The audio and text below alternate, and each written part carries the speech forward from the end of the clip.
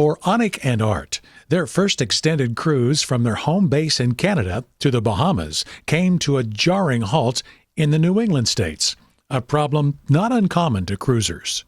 I was just outside of Connecticut early in the morning. I was up on the flybridge. Everything was going great. Great day for cruising.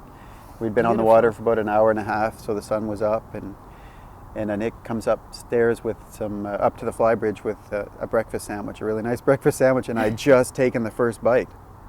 And bam, we hit something. It picked the whole aft end of the boat right up out of the water. What happened next is rare among cruisers. Art is a professional diver. He's what is known as a saturation diver. He performs deep ocean dives and works underwater for months at a time. But in this case, it only took a few moments to confirm the diagnosis. I did a quick dive, quick survey, and noticed the damage underneath. I knew we weren't going any farther at that point until I did some repairs. I chased around the country looking for a prop to replace it. They continued on with a new prop, but with other repairs needed, running at low RPMs, and one goal: get to Atlantic Yacht Basin. We'll tighten the outboard ones up all the way and then go back to the inboard.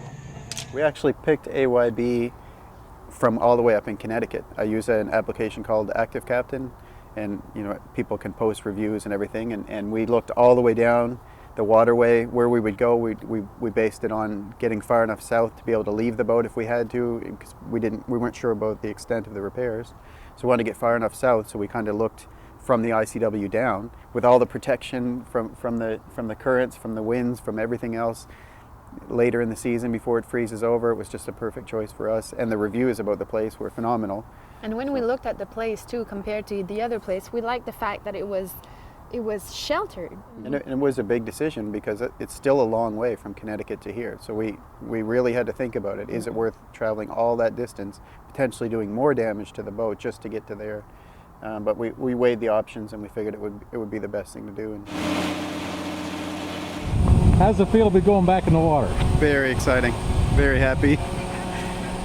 And despite setbacks early on in their cruising journey, this couple has sage advice for those considering their own journey on the waterway.